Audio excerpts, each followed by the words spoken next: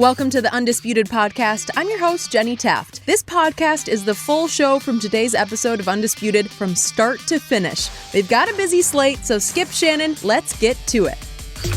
Welcome to Undisputed. We are live from Los Angeles. I'm Alex Curry here with Skip Bayless and Shannon Sharpe. Good morning, guys. Happy Friday. How we doing? Good morning. Here we go. My Cowboys are about to roll up to New England and roll Belichick, get to 5-1. And your Lakers just finished the preseason 0-6. I'm a Dodgers fan. Good job, Dodgers. Way to go, Dodgers. I don't know about that last swing. I think he checked the skill. It was definitely a check swing. I don't think it would have mattered. Well, let's get right to that Lakers last night, because the Lakers finished the preseason winless after a loss to the Kings last night. LeBron had a brief scare in the first half when he came up grabbing for his ankle on a drive, called a timeout before limping off the floor, but he was able to walk it off, finishing with 30 points, 6 rebounds, and 6 assists after playing well into the fourth quarter. So, Shannon, did you see the making of a championship team last night? LeBron, that's what I'm looking for. That's what I was looking for. That's what I was looking for. 36 and 6 in 29 minutes. Skip, look, they finally I saw the makings of what I believe is a championship potential team. For me, I like the way Russ played. I thought Russ was really under control. Cut the turnovers way down. Only had 3 last night. You could live with that with a guy that's going to have the ball in his hands that much. LeBron was LeBron. He looked like he's in mid-season form, playing extremely well, driving the basketball, distributing the basketball, shot the ball from 3. Free throws were great. AD didn't play particularly well, but I'm not overly concerned. The thing that's concerning me about AD, Skip, is the free throws. I don't know what happened.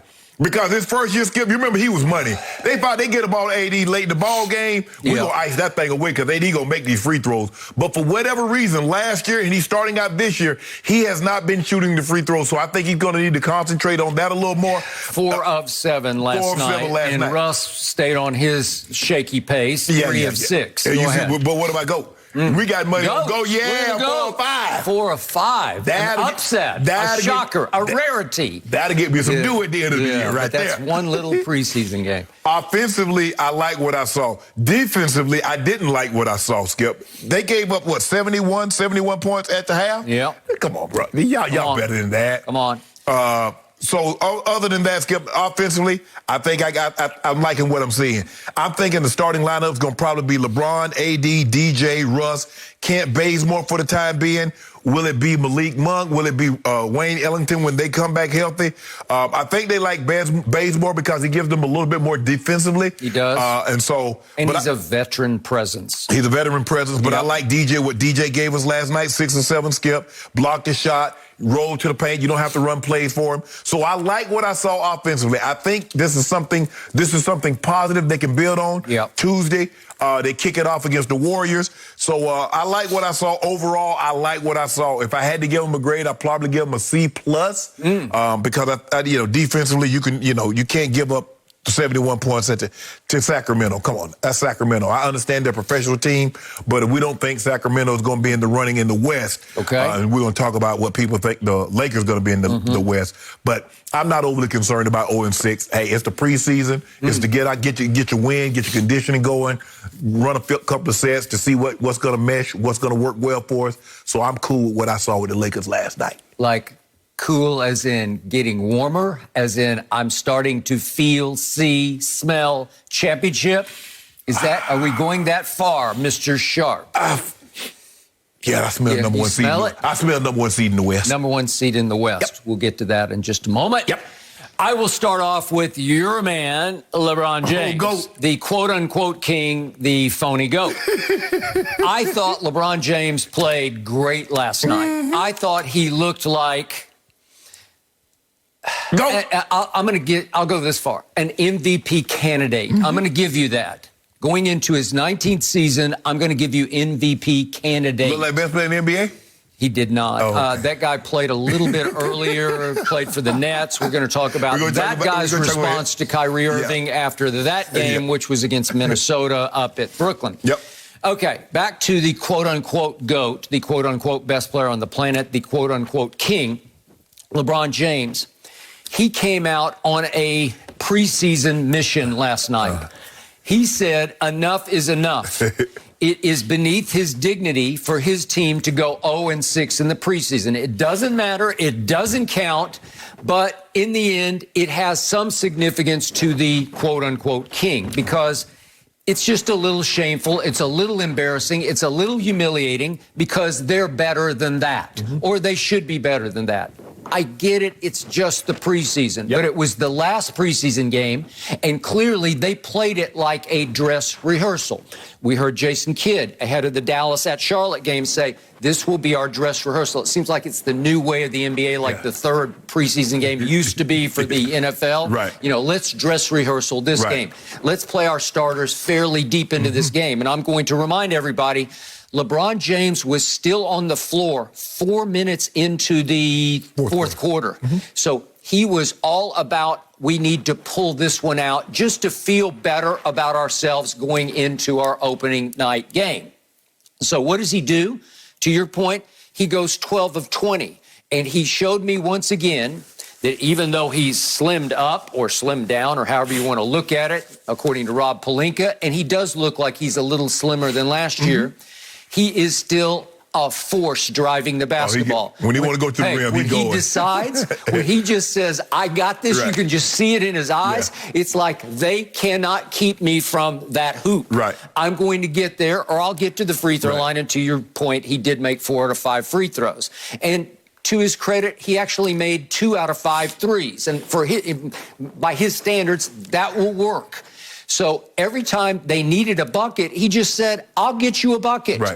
And along the trail, he picks up 6 rebounds and 6 assists, and he ends up playing 29-24. So it's going on 30 minutes. But again, look at his plus minus. It's plus 30. No, plus 17. I'm sorry, I'm doing 30 points. 30 points, plus 17. I'm sorry, I went to the next column. But he had 30 points and was a plus 17. And look at some of the other starters. Look what Anthony was. Anthony was a minus 22. How do you do plus 17 for one starter, and the other starter plays 33 minutes? Well, I mean, AD played 33 minutes, and he was a minus 22. Okay? So right away, LeBron sniffs that, wait a second, we've got off AD tonight. And sometimes, as you've talked about, he's low motor. He's just not really into the game. And last night, for whatever reason, maybe it's because it's at Sacramento, although it did feel like a Laker home game because every time LeBron did some big tomahawk break dunk, it brought the house down. So it felt like the Laker fans had taken over Sacramento's arena last night. Okay, so AD wasn't there. He didn't have that co-star, and he goes 5 of 18, and as you pointed out, 4 of 7 from the free throw line. And Russ was on his best behavior last night because he ends up being a plus 7, which is fairly impressive. But to your point, he only turned it over 3 times. So what did I see early on? I saw Frankie V, your man Frank Vogel, call a very constructive timeout, like a sort of a show-stopping timeout in that he didn't like the way the show was about to go. Because early on, LeBron did have an offensive foul, and then if we could see this play, he dribbles up, and he's going to try to do it all by himself, and he dribbles it off his foot. And he managed to get the ball back, and they managed to control the ball, and Frankie V says, I have seen enough. Because what did we see the other night in the previous preseason game? LeBron just went completely out of control, trying to do too much in the first 2 quarters, and he should have had 7 turnovers at halftime, but he did have 6 turnovers. It was not a block shot because you sat right there and you're being hypocritical once again because you immediately said, well, that's a turnover. And now you're trying to dismiss it as a block shot, which they eventually did. They put it down on the stat line as 7. At the block shot? Well, maybe you called him and said, take it off. I thought Rich Paul called to the scores table. There you go. You said he was at the Dodger game. Well, he must have been on his phone calling the official score saying, I think that wasn't really a turnover. I think we need to delete that one from the box score, which they did at halftime. They went from 7 back to 6. Okay, whatever. But 7 turnovers is a lot in a half for LeBron James. So now they're trying to stop the bleeding, so to speak, stem the tide of turnovers. It's a plague. It's a contagion of turnovers, and they did. They were a little bit better. What did they have for the whole night? They 15, had 15 to 11 for Sacramento. They can probably live with 15. I don't think they can live with 20. And that's what they had the other night. They probably need to have like 10 or 11. Okay. So then the other bright spots and by the way, I need to address this point that you made. You're calling him DJ. We're talking about DeAndre Jordan. Mm-hmm. You realize that it appears that your new Lakers starting center, and I think they're going to be more comfortable with him at the 5 and AD at the whatever, wherever he wants to play. He kind of plays 3 or 4, whichever. Mm-hmm. And I want to remind you, your new starting center was a Brooklyn Nets discard. Yeah. You realize they just said no. Yeah. He dropped completely out of the rotation by the end of the year last year. In the playoffs, he was a DNP just about every night. And now he's your starting center. Doesn't that scare you? No, because guess what? The starting power forward for the Brooklyn Nets was a cast-off of the Nuggets. Paul Millsap. One of the backups, LaMarcus Aldridge, was a cast-off. Well, do you think Griffin was a cast-off? Paul Millsap's going to start. I don't think Blake Griffin was a cast-off. Yes, he was. No, he wasn't. What was he? Well, what do you mean cast off? They said, we good. They said, we're going to buy you out. We're going to pay you your salary to get up out of here. But he got bought out. DJ just got whacked, like we're done. They bought him out. Sorry, we're done with you. They bought him out. We can't see it. Well, again, he's a discard, okay? Would you rather have DeAndre Jordan right now or Blake Griffin? Help DeAndre Jordan. Stop it. DeAndre Jordan. In your For the Lakers? Skip, for the Lakers? I'm taking DJ. In general. I'm talking about in a vacuum. I want DJ. You do not want DJ. I don't use vacuum. I use Swiffers. Do you? Well, this vacuum says that I'm going to sweep up your argument. Of course you are. And I'm going to dump it in the dumpster where it belongs. We got something for you, the Nets. We got something for you. Just do what you're supposed to do. We'll see you in June. All right. So I also got to give you one more kudo before we go on to what's wrong with your team. Yeah. Dwight Howard, in his rebirth and his sort of third career or whatever we're on now, I love him.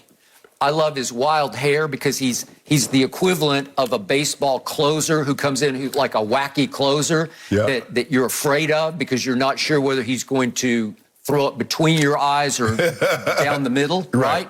And Dwight comes in and just wreaks havoc. He played 13 minutes, and look what he was. He was a plus 12 because every time he comes in, good things start happening. He blocks a shot. He knocks the ball out of somebody's hands. He gets into it with somebody. He's a distraction. He's got some Rodman in him now. Yeah. He's a little bit of Dennis Rodman. We just got to keep him under control, Skip, because in 13 minutes he had 5 fouls. I know, but I like that because he's moving people around. He's knocking people around. He's creating havoc, for better or for worse. And I was okay with the 5 fouls in 13 minutes, that may be some record pace. I don't know for all I know. Okay, so now we get to the bigger picture of what happened in this game. Well, LeBron is playing like it's a playoff game. Seriously, I'm not exaggerating. He is in playoff mode, and the swings in this game were stunning. They're crazy. Because they got up 8 early, and I thought, they're just going to rock and roll tonight. They're just saying, no, enough of this 0-5, watch this. And then all of a sudden, I look up, and Sacramento has gone on a blitz, and they're up 14. And then the Lakers reassert themselves in the third quarter, and then here comes Sacramento, the late third quarter, and they take back over the game. And then I think LeBron told Frankie V, I'm in. No, I'm not done for the night. Give me a little run in the fourth quarter. So can we see what LeBron then did to start the fourth quarter? He just makes a 3, and this is like a will shot where he just says, I got this. And as he ripped that one. Yeah, you see that? You see that one when he got on that one leg like he's that? mean-mugging. He's mean-mugging going up the court. He's giving him the glare. Like, we're coming for you. We are coming for you. You're coming for him? LeBron, this is the final preseason game at Sacramento. It has come to this? Well, it has come to this. No, Skip. You said it was a dress rehearsal. We getting ready for the season. Okay. So this is how we're going to do the season. He was trying to undress Sacramento as in we're going to take you guys apart right here, right now. But Allah remembers that when he left the game, they were ahead. Yeah, well, barely. But why did he leave the game? I think Frankie V saw what was happening. Could we see his final turnover, please? Frankie V is just like, that's it, LeBron, that's enough. He had just committed an offensive foul, and then whoops. Lost it off his foot. Okay, that's the second time in the game where he just lost the basketball. Yeah, he lost his handle. Okay, so he had only 3 turnovers. One was the offensive foul. Right. But at that point, Frankie V said, okay, I don't want to see this go into chaos again. LeBron, you're trying to do too much, and you've done enough for tonight.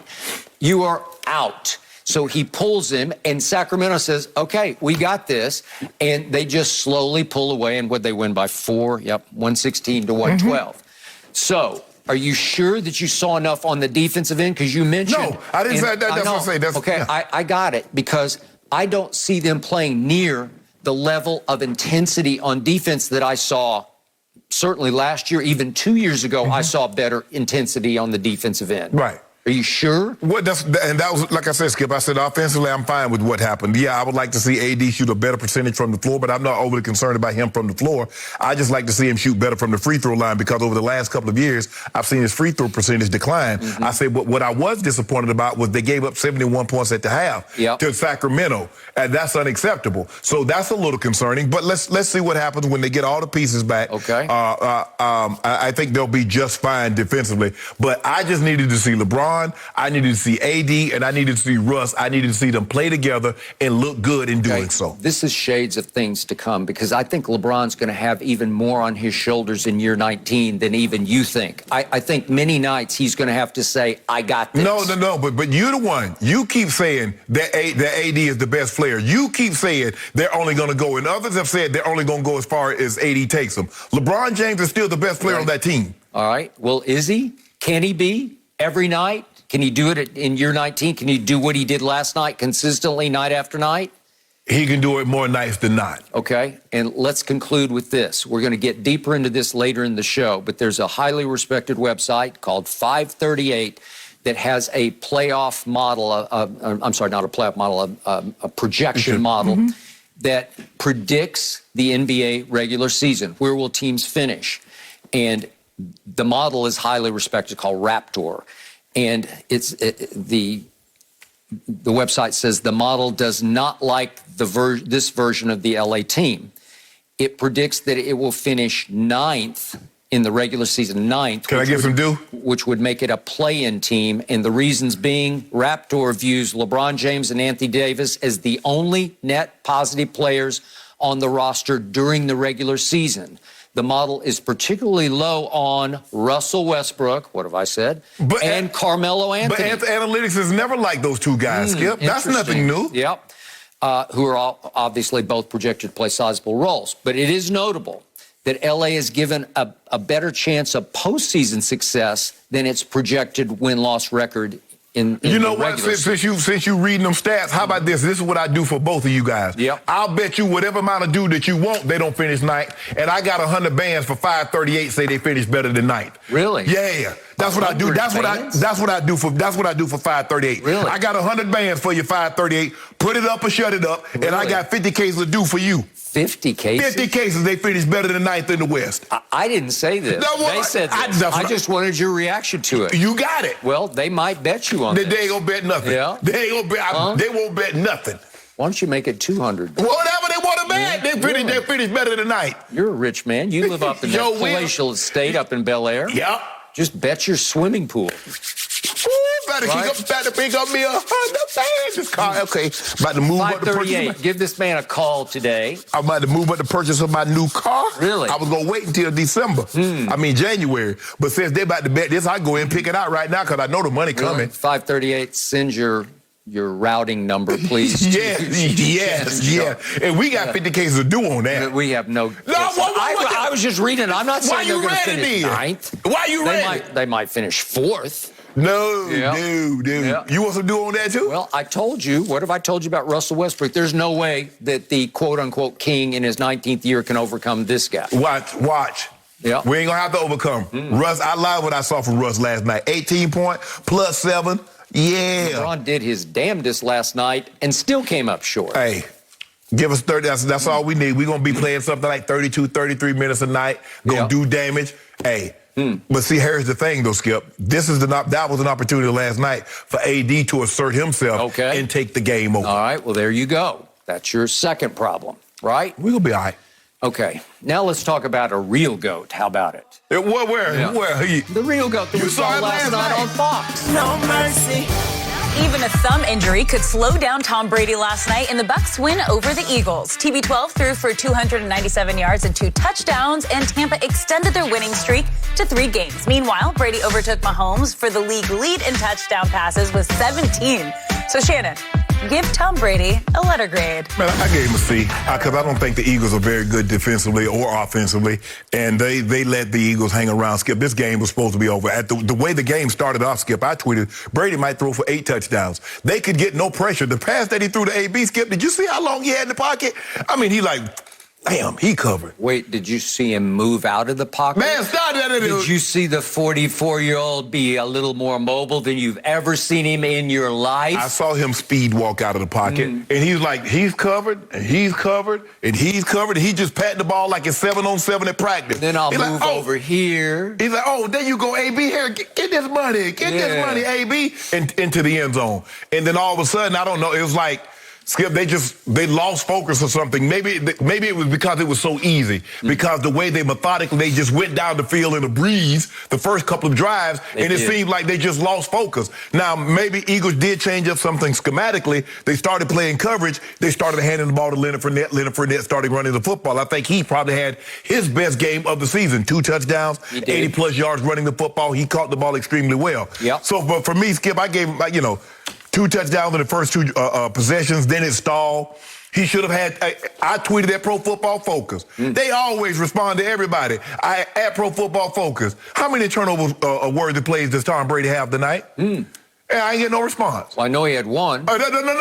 A turnover-worthy play is a play, even if you don't turn the ball over, it should have been. He threw the ball, that was interception. That was a turnover-worthy play. Remember, they got reviewed. They say he didn't get his hands up on it. That was a turnover. Are you kidding? What game were you watching? I got to get your TV, I guess. I don't have one of those. But you know what? I already knew. Because even though when he got sacked and they didn't give that a turnover-worthy play, I already knew what was up. But anyway, as I was saying, back to my normally scheduled programming. This is a turnover-worthy play? He hit him right in the hands. That man didn't hit him in no hands. He did too, and it's Cameron Brate right in the hands. It hit him on his forearm. It was a sensational throw. First of all, the guy covered. He should have. Not only was he covered, he was being interfered with. Look at that. Look at that guy wide up. Look at that. But don't worry about it. That's not the hero that's Skip. The ball hits him right in both of his hands. Shannon Sharpe catches that in his teeth. Well, damn, I would like to think I'm better than Cameron Brate at every point. Cameron Brate is pretty good. Yeah, okay. But Skip, look, you and I both know, you've said this before, the Eagles are not a very good team. Jalen Hurts leaves a lot to be desired with his anticipation, Skip, because he still thinks he's in college where he has to wait for guys to get open instead of throwing guys open. His accuracy leaves Skip, the guy's a starting quarterback in the NFL, and he threw for 115 yards. 115. I gave him a C+. I didn't think he was spectacular. The first 2 drives, I thought Brady was going to throw for 508 touchdowns, Skip. I really did, because the way they were going up and down the field. And then for whatever reason, they lost focus. They seemed disinterested. I don't know what the case was, but they stalled. But I don't think it. Because at one point he was 16 or 17 for 2 touchdowns. He ended up with some 34, 42, 297, which is his, I think, what did they say, one of his highest completion percentage? Whatever. Well, at the end of the first quarter, he has 121 yards and 2 touchdowns. And so if you start doing the math, you're like, are we going on 500? That's what I thought he was going to have, because the Eagles weren't putting up a whole lot of resistance on defense. So I'm like, he's going to have 400 plus and 5, 6, 7 touchdowns. And he stalled, but the Eagles aren't very, I don't look at the Eagles as one of these world beaters. So for me, I gave him a C+. Okay. I'm going to start with Jalen Hurts because you threw in Jalen Hurts, and it was going to be a Brady question, but you could not restrain yourself. You had to dismiss Jalen Hurts. I am not dismissing him. What did I tell you from the start about Jalen Hurts? And you can laugh at this, you can ridicule this. No, I told you. Oh, my bad. He is a playmaker, that he is, what word have I used? He is Tebow-esque. He is the current day Tim Tebow. Right. Not exactly the same, but in playmaking with just average passing skills that can become way above average when it's time.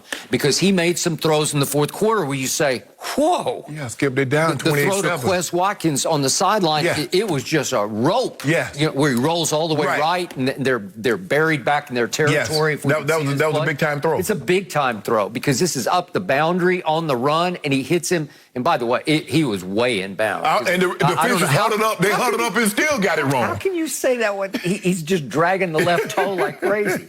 Okay, so we did that. And then the 2-point conversion throw, also to Quez, it was a big-time throw. He hit him right. That was a beautiful play right there. That got him out of the hole, out of the trap.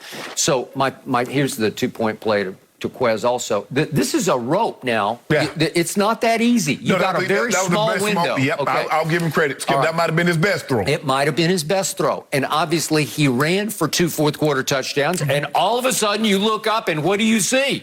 It's 28-22. Yeah. And all of a sudden the onus goes back on the GOAT. Right. Well, you better hang on to the football, because if Tim Tebow, quote unquote, gets the ball back, I think he's going to go win the game, because he has heated up, because he just makes plays with his legs and his arm. It's not going to translate into any kind of stats. Right. His QBR was not terrible. It was 40, scale 0 to 100, so it was a little below average. A lot below. Okay, just 48, 49 is a little below. 40 is way below. But 40, but he's getting a lot of credit for what he did with his legs, because the only time he gashed them was mostly with his legs. Right. Okay, so I'm going to defend him as a guy you can win games with, and I still say Philly is the most dangerous team to the Dallas Cowboys in the NFC East. I don't care what you say, because they have firepower. And I don't know what happened to Devontae last night, but he just couldn't find him. Right. Look at he got 4 targets. Devontae Smith, obviously. What you expect him to do with 4 targets? Got 2 for 31. So he was like an also-ran. He was like a ghost. But Skip, the thing is, and he hit Devontae on the over route. Obviously, the over route was his best throw. But I think the thing that he struggles with, that Jalen Hurts struggled with, is anticipation. Skip, if you have anticipation and accuracy. There were a couple of times last night where I said, you just got to let it go. Troy was saying, the ball needs to be in the air. Okay, I don't know what he was doing. Skip, you throw people open in this league. Right. You can't. This ain't college where guys going to be 10, 12 yards open. You better throw them open. Okay. And he had one early on 3rd down, Skip, and he missed him twice. He tried to fit the ball into Devontae, and he had Miles Sanders wide open standing in the flat. Take the flat route. But see, when you predetermine, Skip, I'm going here. Now, even the guy wasn't supposed to be there. Whitehead was supposed to be in the flat, and he's even on Devontae. Take Miles Sanders in the flat. And also their play mix has been head-scratching, and finally in the 4th quarter, they started to mix in Miles Sanders, and he started to get loose, right? Right, but at that point in time, Tampa has started playing coverage. They say, okay, you want to run the ball, you're going to run out of time. All right, I got it, because nobody runs on Tampa unless they just say, okay, we will let you run. Unless Vita Vea is dancing on the sideline. That's pretty impressive for a man that big. That's a big man. What do you think he weighs, 350? He weighed 350 coming into camp. He's probably about 360 now. 360, all right. Now back to the GOAT. I'm going to give Tom Brady a B for last night, because I agree with you. His performance was way up, down, and in the end, way back up. Right. When he had to be way back up, it was way back up. So I'm going to go up to a B, because I don't, for once, you're not overly harsh in your criticism of the GOAT, because there were times when it was bordering on dropping to a C. Right. But what happened? What was the flashpoint of the night for me? Well, it's the play in question that you said was a turnover-worthy throw that I do not think that. But a whole lot of stuff is going on that play. Right. If we could see it again. He's got Fletcher Cox right in his face. And what did he come into the game with? He came in with a bruised thumb, because he banged it on a helmet. And it looked like it was a little swollen, and it definitely was taped. What did he do on that play? He hit Fletcher on the arm. He hit him right on the arm. He just banged it. Look at him. He turns away from the play, because it probably, you know how it gets, where of course. You need to bite down on a bullet or something, the pain is just searing. Well, I understand what he's going through, Skip, because I played the better part of my career with a thumb guard on my right thumb. And I can catch it just right, and it'll make tears come to your eyes. Okay, that's a tears to your eyes, right? Yeah. Okay, so I think I'm not going to say he re-injured it. He re-aggravated it, or just aggravated it. It's not you just aggravated it. And I think it started to bother him. And I think he was getting mad at how much it was bothering him. And all of a sudden, I don't know why, he came into this game saying, I'm going to make AB the star tonight. Look at the targets for AB. It's crazy. But Skip, if you notice that when Gronk's away, AB gets the targets. He gets to play. So it seems that the comfort level, the little while that they played in New England, they have a comfort level that he hasn't quite developed. Now, he's going to give Mike Evans his throws, but when you notice when Gronk is away, AB going to get 8, 9, 10 targets. What did Brady call him the other day? He called him a football genius. Yeah. He said AB is a genius. So he wants to be on the genius wavelength with AB, with little 81. And he throws him 13 balls last night. The next wide receiver is Chris Godwin, gets 5. And Mike Evans, Slay was on him all night. And Brady just respects him. I'm not saying he's scared of him, but he just said, okay, if you're going to put Darius Slay over there, I'll go. Well, I'll take AB on your third corner. That's what I'm saying. That's what he was doing. So he gets 4 targets to 13 for AB, who caught 9 for 93. But the point was, Brady got frustrated. He gets mad. He gets mad at himself and mad at the circumstance. And so near the end of the half, what does he do? He just decides, I'm going to cut loose with one for AB. And it's just like we saw it occasionally last year, where it's like, what are you doing? Because he expects AB just to break off the route and go deep. And I don't know what he's doing. I don't know. Because that's just a bad idea. He must be thought he had Tyreek. Tyreek was running down, but he was just going to air it out and let's go get that Tyreek. I don't know. But it's a frustration throw that is beneath the dignity of that guy. And you just say, Tom, what are you thinking? But I want to know what kind of shade tree mechanic job that he had on his thumb. He had rubber bands. He had something. They look like rubber. They look like rubber bands. It was an Alex Guerrero special, don't you think? So I guess they were just trying to make sure the thumbs, keep it back. I don't know. That's the only, because I'm like, are those rubber? Does Tom have rubber bands? Okay. The NFL, $1 billion industry, and they got 2-cent rubber bands holding the man's thumb together. So what does Bruce Arians tell our Aaron Andrews at halftime? Our quarterback just made a bad throw. You know, like he just dismisses Brady. Well, he just made a bad throw. Well, give him pay a little respect, but he doesn't pay him any respect. When he throws a bad one, he just says, our quarterback made a bad throw. Skip it when it was a bad play. You know it was. He's the GOAT. He just won you another, like he got another Super Bowl. He put you on the map, Bruce. Okay. So then we get to the end of the game.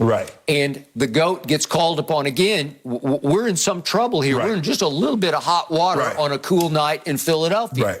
And Philly's got enough firepower. And I told you, you don't want to give the ball back to Jalen Hurts and risk what he might do to you at that point. You wouldn't have had a problem doing that if the defense was what they were at the end of last year and into the playoffs. You'd have had no problem. But with the amount of injuries that they're starting to sustain on the back end and the lack of pressure that they're able to generate up front, all of a sudden you don't feel as confident as you once did. Because, Skip, if you remember early in the game, they had it 4th and 2, they punted. Later in the ball game, same situation, they went for it. So it just goes to show you the mindset, like, hold on.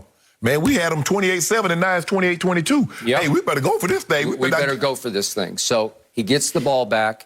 He basically is saying to himself, hell with my thumb. I just got to do this. And it comes down to 3rd and 7 at the 45 with 3:24 left. And if you do not convert this, we're going to have a football game. That's the play of the game right there. It's the play of the game. And guess who he looks for? Little 81. And he retreats, but then he rolls.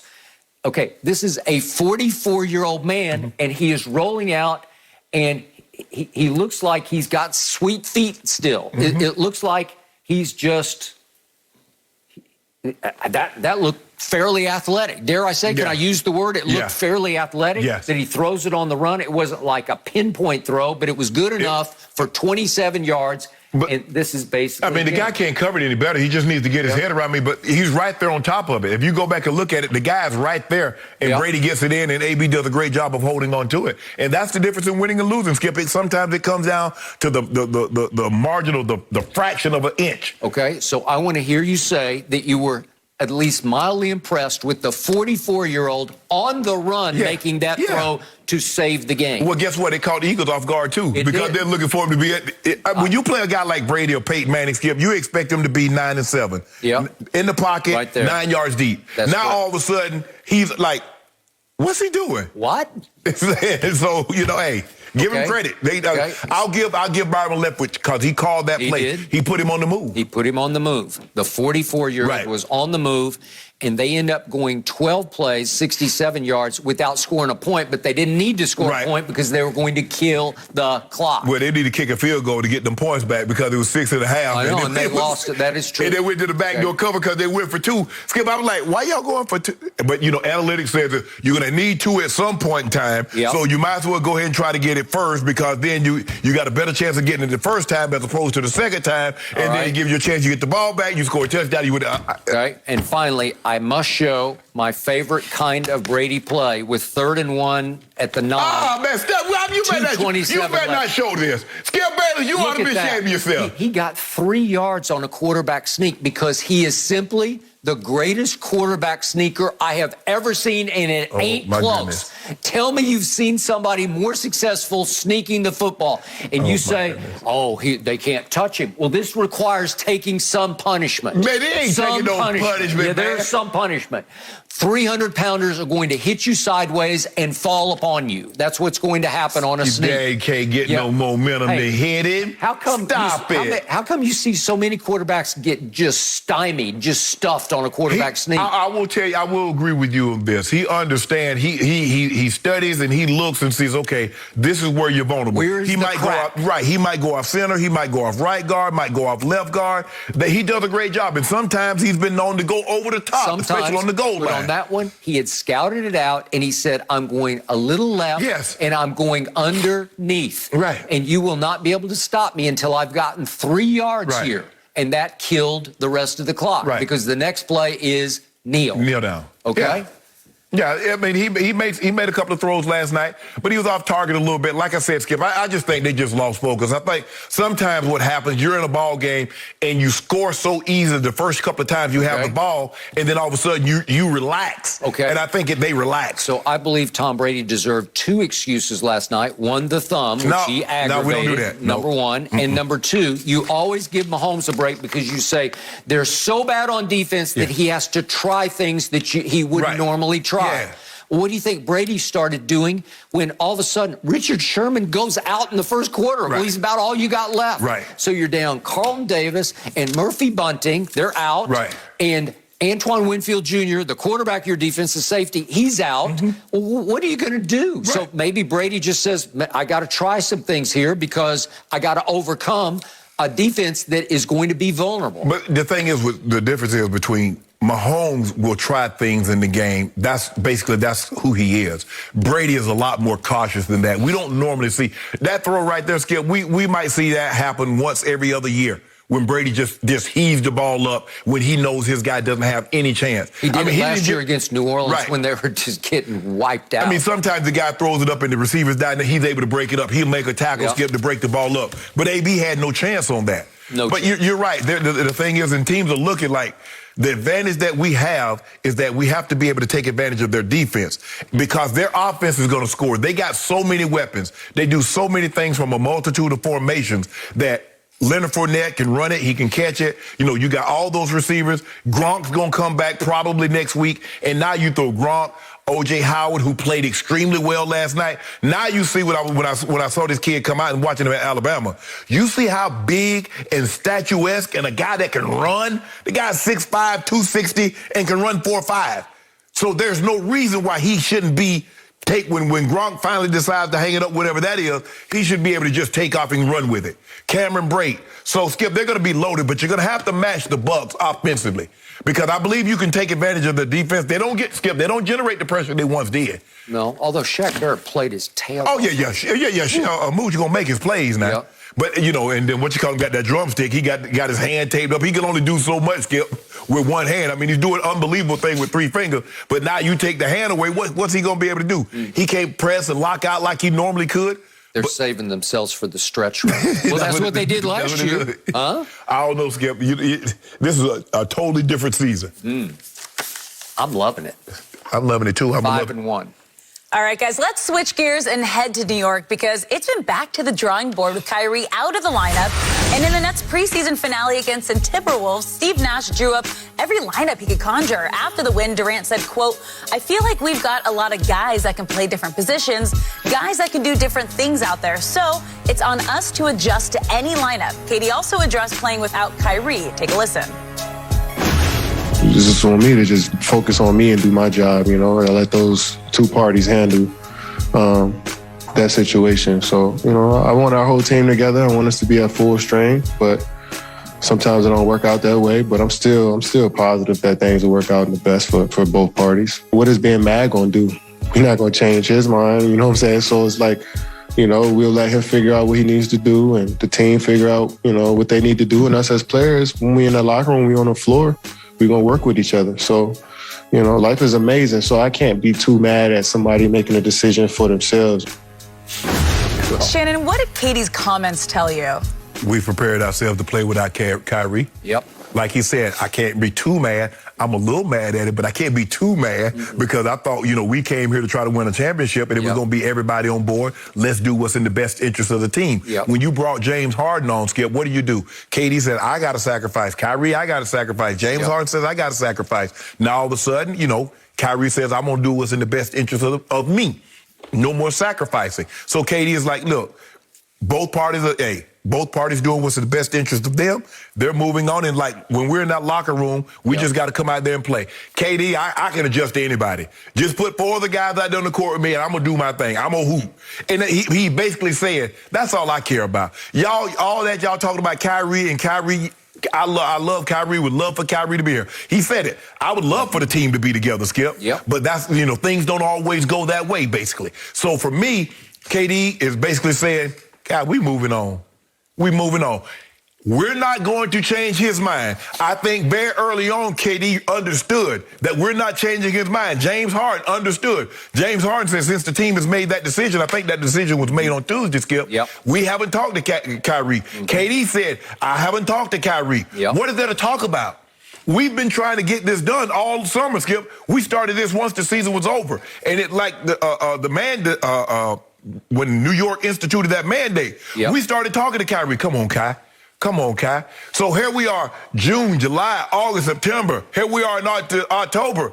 If we haven't convinced him now, Skip, what's another 10-minute phone call? What's another 5-minute phone call? What's stopping by the man's crib and saying, Kyrie, come on, bro? And Kyrie's made his mind up. That's one thing. That's what makes players great, and that's one of their flaws, is that they're stick-to-itiveness. They're stubborn. Sometimes to a fault. Kyrie says, I don't want to take the vaccine. For whatever reason, I don't know enough about it. I don't feel comfortable with it, and I'm not going to take it. Respect that. But KD says, look, the team has made their decision. Kyrie has made his decision, and we're moving forward. And it's up to us, the players, in that locker room, to no matter what the lineup is to go out there and play basketball. And KD says, hey, I love Kyrie. Kyrie, my guy, but we moving on. I agree with your point of view on what Kevin said after that game. But I found his body language and his tone stunning because he was completely at peace with the decision he and the organization have made, just at peace with it. It was one big shrug, and he was beyond any anger that I believe he felt a week ago or 10 days ago. He's worked through it. He's already had his heart-to-heart with Kyrie. Of course. And yet it was significant to me. They haven't, according to Kevin, they have not spoken for the last 2 days since the decision was made. The team is moving on. They have not spoken. Because to your point, he knows Kyrie Irving better than anybody. And he knows his head is hard. Once he decides, he's there, and he's not going to back down. Skip, you remember when he was in Cleveland? He said, if you don't trade me, I'm going to have surgery. So I won't be, you won't get no use out of me. So he forced him to do that. So now you know how Kyrie is. Kyrie get it made up his mind. Kyrie ain't getting no vaccine. So there was no Joel Embiid saying it's borderline disrespectful that he's not with us. Remember that about Ben? Because you can still say it's not even borderline. It's just disrespectful to this team that one of their top 3 players has chosen not to be there. But Kyrie and KD's relationship is different than Joel and Ben Simmons. So I don't think those guys were ever as close as KD and Kyrie. They're not going to dinner. They're not doing anything together. All they're teammates. They're co-workers. They're friendly. They're not friends. I got you. But I loved everything Kevin said because he's just basically throwing up his hands and saying, hey, what is being mad going to do now? Right. It's going to do nothing. So he says, right. We're not going to change his mind. Nope, you're not. You tried. Right. I'm sure they tried repeatedly. Of course. He says, you know what I'm saying? We'll let him figure it out, what he needs to do, and then the team needs to figure out what it needs to do, which has already happened. That's two separate things. Yep. That's Kyrie, that's the team. So his conclusion was, when Kyrie is ready, I'm sure he will talk to the owner and the GM and the coach. Right. And they'll all figure it out, and they'll tell us. Until then, we're just going to keep grinding, because that's all Kevin wants to do is grind. He just wants to go hoop. That's it. And I don't know if you caught this. We heard it in the clip. He just threw it in. Life is amazing. So he's sitting back saying, it's not like the world has ended. We're really good. And I thought they made a little bit of a statement last night. I know it's just the last preseason game, no big deal, but they're playing the T-Wolves. They looked really good to me. In the stretches that Kevin played, he was really good. He had 19 and 7. And James was really good because he had 14 assists in about 31 minutes. And LaMarcus Aldridge was really good, made all 8 of his free throws. They just look like a deep, talented, number 1 type seed basketball team. Skip, the thing is Kevin Durant said, why am I worried? I'm Kevin Durant. Skip, remember he was doing that interview? He said, you guys know who I am. I'm Kevin Durant. Yeah. You know that, right? Sometimes I've wondered if Kevin knows that. Skip, so he's like, hold on, wait a minute. What? We're not going to beg. We asked Kyrie, come on, bro. You know, we got a chance to do something special. Yep. But I'm Kevin Durant. That's James Harden. That's James Harden. We've both been MVPs. Yep. We're both elite. Yep. And we added Patty Mills and Millsap, and LaMarcus came back. And Joe Harris found his shot last night. He found his shot. And what did he make? 7 or 10? 7 or 10 from 3. That'll work. And, you know, he's capable of doing that on a fairly regular basis. And Nicholas Claxton had a nice game for them as a starter, because I told you I like him. He's 6'11". Yeah. He was the first pick in the second round. He's pretty good. Yep. So they're a loaded basketball team without Kyrie. Again, what was Kevin's first statement? Definitely want Kyrie to be around. Well, who wouldn't? Right. Are they a little better with Kyrie? Yeah, yes. they're a lot better. I mean, I don't know if they're a lot, but they're a little better. He's an elite level scorer. Yep. He's a guy that can take the ball and go get his own shot. You don't have to run plays for him, because he can go get his own. James Harden is another guy, can go get his own. We know what KD is, offer without an explanation. Yes, they would be better without Kyrie, but I think you still have to say they're the favorite, because their 2 best players are better than anybody else's 2 best players. So no matter how you look at it, whatever team you go to, you say, okay, give me your 2 best players. The Brooklyn puts up their 2 best players, and they're better. So you just admitted that KD and Harden are better than LeBron and AD. I said their 2 best players are better than anybody else's 2 best players. Wow. Well, that's a concession. No, it's not no concession. I still think LeBron James is the best player in the NBA, but KD's number 2. Okay, so is James? So James is more valuable than AD? I didn't think you thought that. James Harden is a better player than Anthony Davis. Yeah. Really? Yeah. Man, James Harden giving up on your Lakers already. Hold on, time out. I think the 0-6 just went completely to your head. Let me ask you a question. How many people you think will go say Anthony Davis is better than James Harden? I think a lot of people would. I thought you would. I would have bet. No. 100 bands on Skip. I would have. No, you and AD? Yeah. Come on. Listen, you would know what James Harden I think you're prisoner of the 5 of 18 moment. No. 5 of 18. Skip, you know, James Harden was in the MVP running last year before he tweaked that hamstring. No, I love him. But most people don't love him in the postseason. No, but Skip, here's the thing. We haven't seen him really in the postseason at his best with a guy like KD. We saw AD at his best in the postseason with LeBron. So it's going to be interesting. Well, we did see him. Remember that first series against Boston? How did James Harden look? He was like 26 and 13, 26 points, 13 assists. Yep. So he looked unbelievable. And then, right on schedule, he pulled his hamstring. He tweaked his hamstring. Okay. Yeah. And so he was just dragging it around against Milwaukee. But I still think when they redo it, when Fox Bet and all these gambling sites, when they reset the odds, I still believe the Brooklyn Nets will be favored. Right.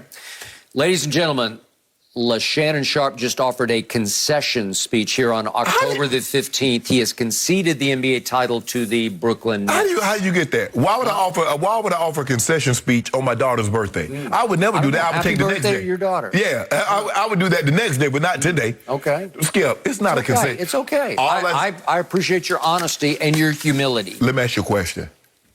For the most part, when the Lakers play anybody else other than the Nets, they have the two best players. When they play the Clippers, they have the two best players. Paul George healthy, Kawhi healthy, they're not better than LeBron and AD. No, Giannis and Chris Middleton or Giannis and Holiday. Nobody two best players. The Brooklyn Nets has the two best players. There's no shame in that. It's true. All I know is the Clippers would have beaten the Lakers last year. That's all I know. I get what you're saying. In a vacuum, the 2 against 2, I'll give you a slight edge, but only a slight edge. Yeah, we were hurt. You know we were healthy. We bust y'all up. We were hurt because we lost our man completely. We lost AD. We lost LeBron. You didn't lose LeBron. He was there. He was there. Oh, that's right.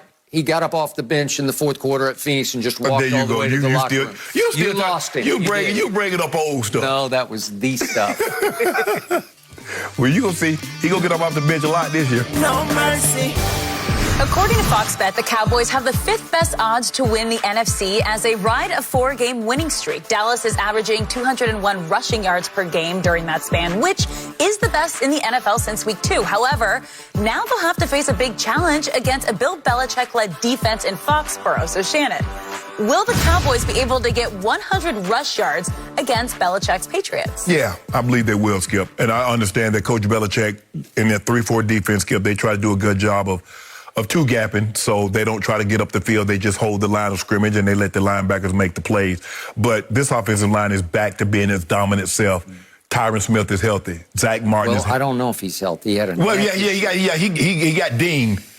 He missed practice they just put neck, and he had neck surgery, so I don't know. And by the way, Skip, that's going to be a problem for him. Yeah, for what it's worth, Trevon Diggs was not able to practice on an ankle. I don't know if that means he can't play. Yeah, he played that. They just be listing stuff and try to get people's hopes up. Oh, he's not going to play. Could be. And both of those guys are going to be out there.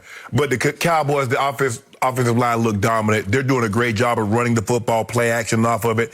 And Dak is doing an unbelievable job. Dak is leaps and bounds better than what he was when they played them 2 years ago, Skip. In that frigid, rainy, misty, whatever precipitation you want to say it wasn't a great day. But they are very different teams. There's no Brady on the other side. Stephon Gilmore, the defense is not even comparable to what it was back then. And even though I thought the defense back then, Skip, was overrated, I say, Skip, it's smoke and mirrors. They're not that good. Okay. They're not even close. J.C. Jackson, I don't know what happened.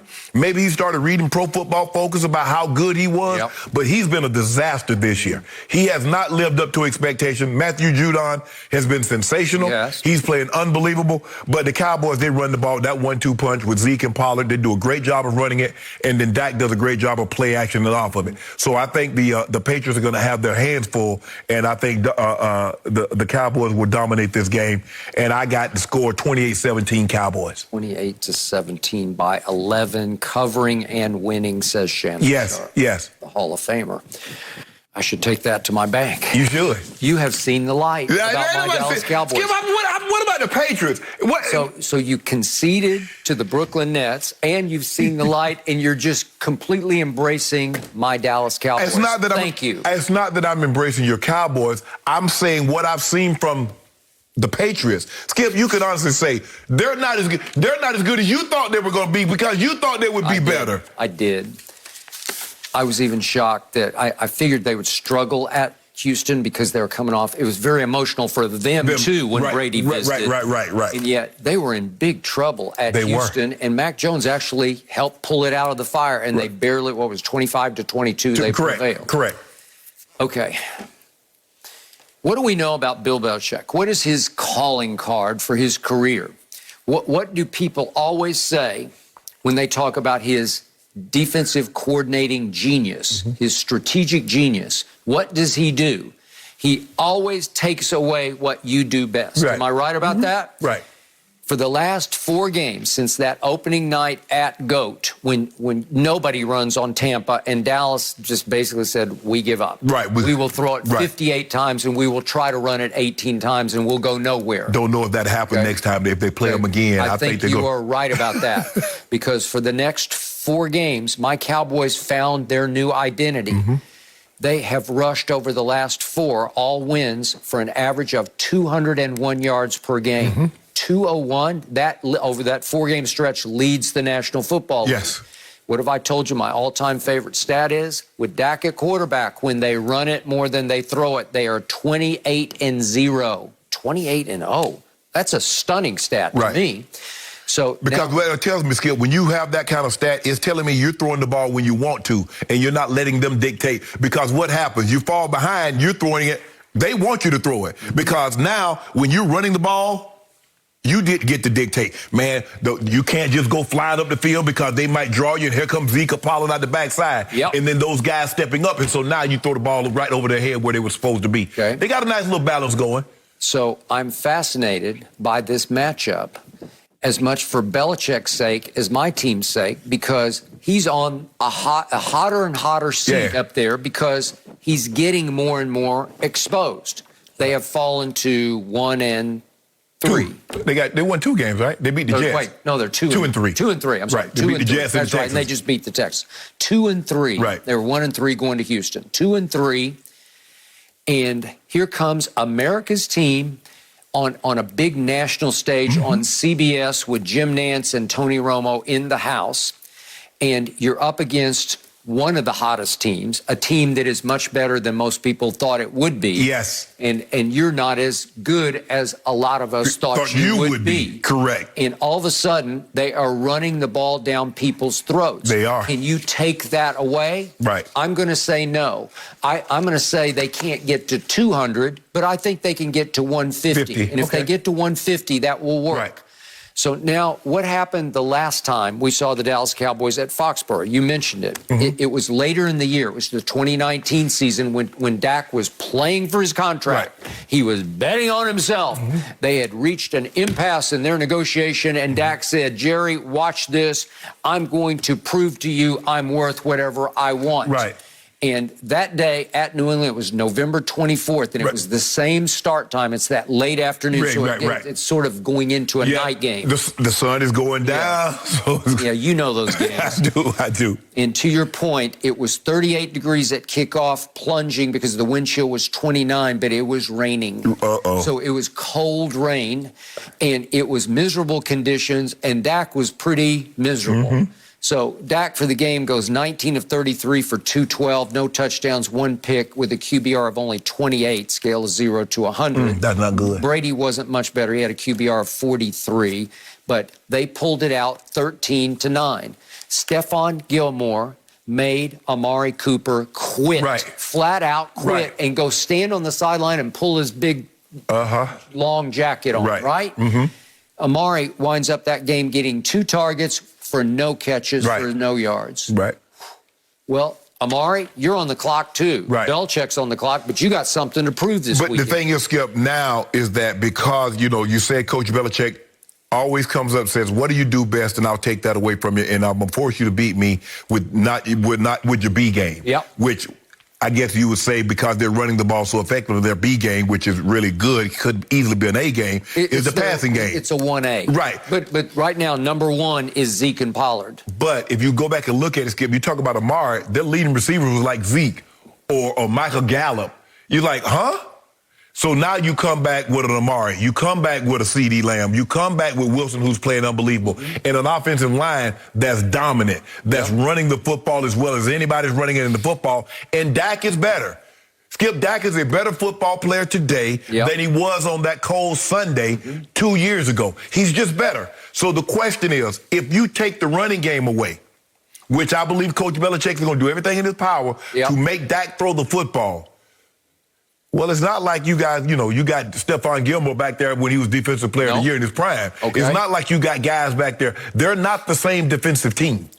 Which is why I don't think they have the horses anymore for Belichick to take away what you do best. Right. Because I think Dallas is so dominant in what it does best that it will just say, we're going to do what we do. And you can try to stop it, but you won't be able to. Right. And by the way, on that fateful night, that November 24th back in 2019, they did run the ball. They had next to no choice because it was raining and cold. Right. But Zeke went 21 times and got 86 yards, so that wasn't bad. And they did total 109. Yeah, and they're a better running team now than they were then. They're a much better running team.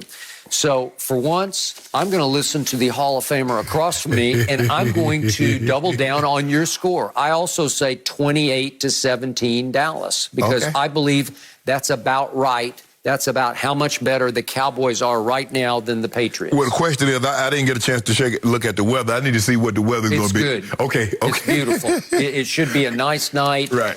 It should be around 50-ish at kickoff. Oh, that's great. Yes, that's great. It's going to be a sunny day. Right. But into nighttime, the temperature might go down to 45-ish or something. But it's like better than what it was, the 29 that they played last time. I think it's going to be a perfect night to play football. As long as it's dry, you can deal with anything else. As long as it's dry, as long as it's not windy, because you can get all those you're in the Northeast, so you can get some of everything this time of year up there. So you're dodging a bullet. Because you see how they do that, man. The Cowboys, they dodge a bullet. They go to New England early in the year. They get an opportunity. It's going to be sunny. I need them going in November, December, where we might get snow, might get some sleet, might get the wind blowing. We needed some of that.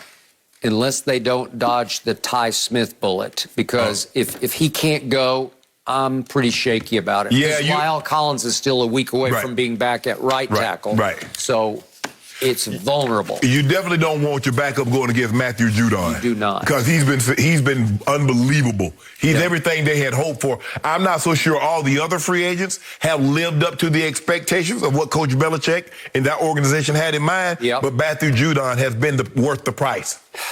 So as we speak, the Patriots against the run are only 15th statistically. They're giving up 111 a game. They're not what they used to be. Right. Bill Belichick is not what he used to be because, as you said, Tom Brady lives in Tampa. Right. So you're going in there without the mystique and the aura and the goatness that you had to deal with before. A lot of times, Skip, what Tom was able to do, Skip, is that Tom was able to get the lead and take the opposing team's running game out of the equation.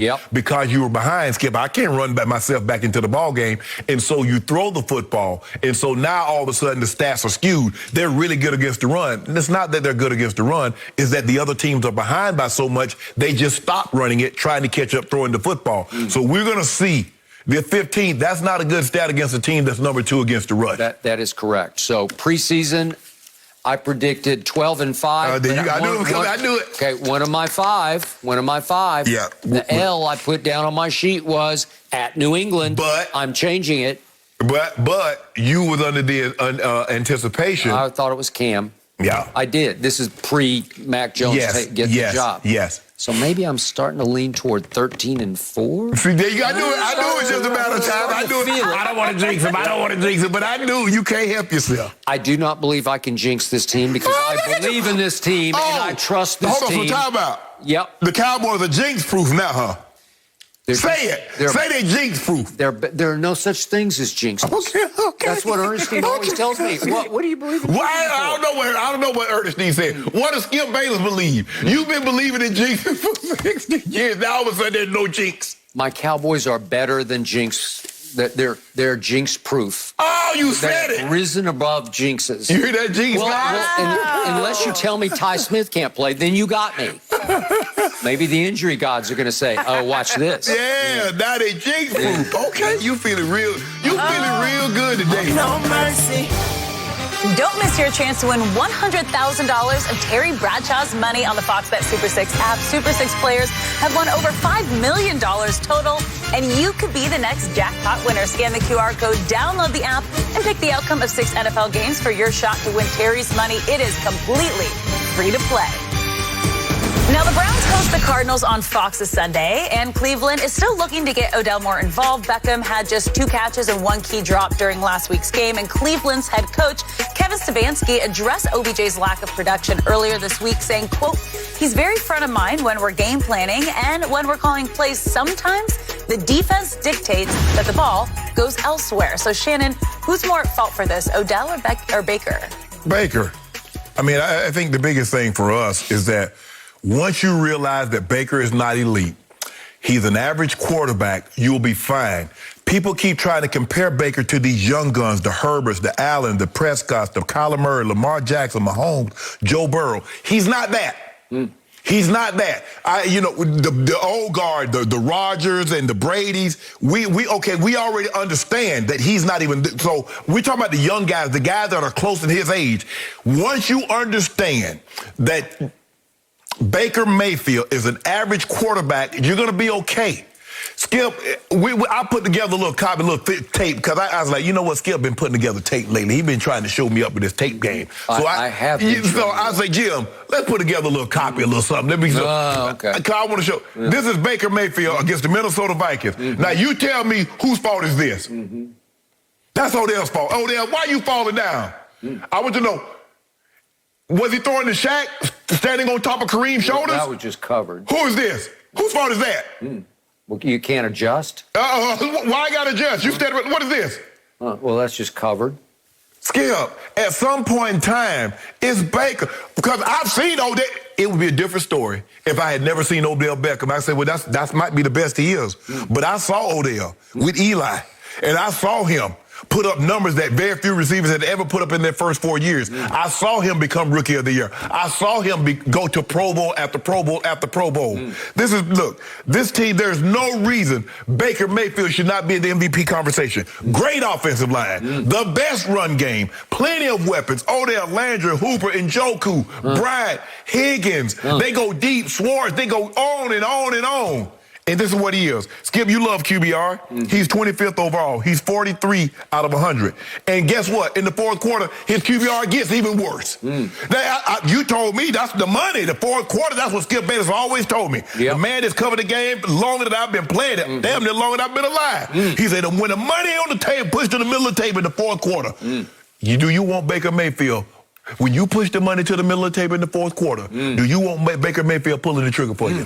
I don't think you do. No, I definitely do. Oh, you definitely do not. Well, you conveniently overlooked the point that after the Minnesota game, it was reported that he had a banged-up left shoulder. I can't remember if it's sprained AC joint or maybe it was dislocated, but it's hard to throw when your opposite shoulder won't allow you to follow through. Whoa. But did Baker complain about it? No, you complaining for him. You his mouthpiece. You the spokesman. You the Jen Psaki. It's a legit excuse for Baker. No, it ain't no. We don't do excuses in pro sport. Oh, really? Is he out there? I saw 8 on the field. Was that number 8 throwing that football? What's his number? 6. Number 6. Yeah, it's labrum. I think it was torn. Oh my goodness! Now you know which say. Skip, for real. You really do that for this man? I don't need to do it because the reporters did it because it's a fact. And you have to live with it. And then he goes with that bum shoulder to the Chargers, and he just lit them up and threw for 305. And by the way, a turning point in that game came early when it's 4th and 2. That's the turning point of the game. Well, it was. Well, they're down 10-7 in the first quarter, and they decide we're at the 17-yard line. And let me just whip it to Odell. That was a terrible throw, wasn't it? Uncatchable, says Shannon Sharpe. Shannon Sharpe ain't saying that. Hit him right in the wrong place, the hands.